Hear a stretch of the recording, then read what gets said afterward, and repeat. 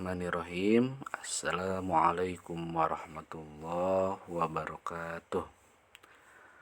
Apa kabar anak-anakku semuanya? Alhamdulillah, subhanallah, masya Allah, tabarakallah.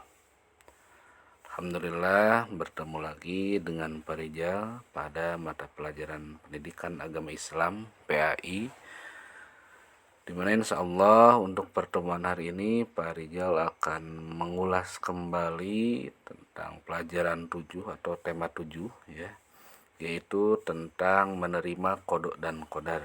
Ini meskipun sekali lagi secara materi sudah tersampaikan jelas di mata pelajaran akidah, tetapi ini muncul kembali di pelajaran PAI ya. Untuk pokok bahasan tema 7 ini, materi tentang kode dan kodar, yang pertama yang akan dibahas adalah arti dari kodok dan kodar. Kemudian yang kedua, contoh kodok dan kodar. Dan yang ketiga, hikmah beriman kepada kodok dan kodar.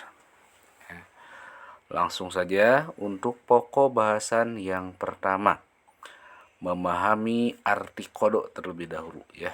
Kita lihat apa itu kodok.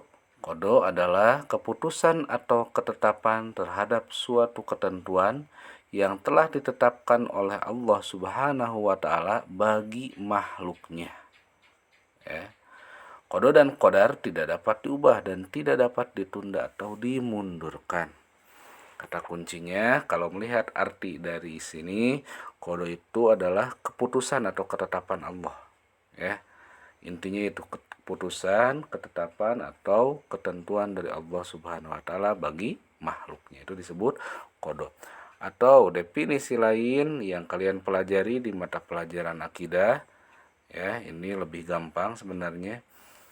Kodok itu juga bisa diartikan ketentuan Allah yang tidak bisa dirubah dan sudah ditetapkan sejak zaman ajali dan telah ditulis di Lauh Mahfuz melalui Al-Qalam.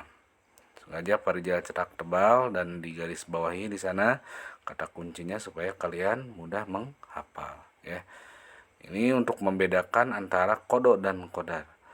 Dua-duanya sama ketentuan Allah, hanya untuk kodok itu tidak bisa dirubah karena sudah ditetapkan oleh Allah sejak zaman azali yang sudah ditulis di Lauh Mahfuz melalui Al-Qalam. Berikutnya, contoh dari kodok diantaranya matahari terbit dari timur dan tenggelam di barat. Kematian pasti datang, bumi serta planet-planet lainnya berputar sesuai porosnya. Kalau yang di pelajaran akidah yang berkaitan dengan contoh kodok, kelahiran, kematian, rezeki, ya, jodoh, itu semuanya sudah diatur oleh Allah sejak zaman ajal ya.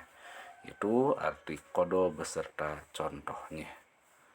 Apa hikmah kita beriman kepada kodok? Nah, iman kepada kodok dan kodar ini kan merupakan rukun iman yang ke-6, yang terakhir ya. Jadi kita harus meyakini, harus percaya terhadap kodok dan kodarnya Allah Subhanahu wa Ta'ala. Seseorang yang beriman kepada kodok akan bersikap dan perilaku antara lain sebagai berikut ya. Jadi kalau kita iman kepada kodoknya Allah, kita akan berperilaku apa saja. Yang pertama, yang berkaitan dengan kalian belajar, akan datang ke sekolah tepat waktu kalau kita beriman kepada kodok nih.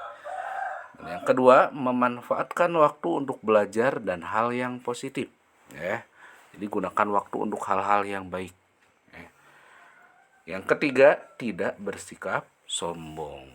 Mau apa yang kita sombongkan? Karena sombong itu hanya milik Allah. Yang kita miliki sebenarnya itu hanya titipan dari Allah Subhanahu wa Ta'ala.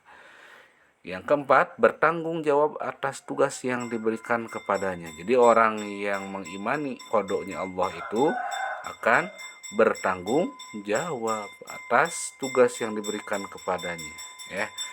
Dan yang kelima, santun dan rendah hati ya. Itu 5 hikmah beriman kepada kodok. Sekarang kita lanjut memahami arti kodar ya. Tadi kodok, sekarang kodar. Arti qadar adalah ketentuan Allah Subhanahu wa taala yang telah berlaku terhadap semua makhluknya.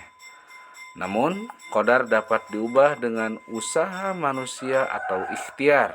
Ada kata ikhtiar ini ya. Di mana ikhtiar itu artinya usaha manusia untuk memenuhi kebutuhan dalam hidupnya. Ya.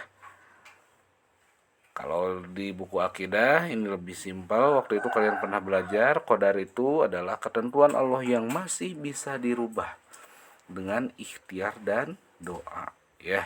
Sama ketentuan ketetapan Allah, tapi masih ada atau bisa dirubah dengan ikhtiar tadi, usaha yang maksimal beserta dengan doa, itu qadar. Contoh qadar: menjadi pintar karena belajar dan berdoa, menjadi juara lomba karena gigih berlatih, menjadi anak yang disenangi karena ramah. Jadi ada usaha terlebih dahulu, ya, untuk qadar ini, contoh qadar ini. Kalau ingin pintar maka harus belajar dan berdoa, ya. Menjadi juara lomba karena gigih berlatih, menjadi anak yang disenangi karena ramah, ya. Berikutnya, apa hikmah beriman kepada qadar? Seorang yang beriman kepada qadar akan bersikap dan perilaku antara lain sebagai berikut. Yang pertama apa? Menyadari bahwa semua cita-cita harus diusahakan, ya. Dan yang kedua, memiliki rasa percaya diri dalam menghadapi tugas. Dan yang ketiga, giat dan disiplin dalam belajar. Itu hikmah qadar. Terakhir, sebelum diakhiri, kalian kerjakan dulu latihan soalnya. Ada 5 pertanyaan.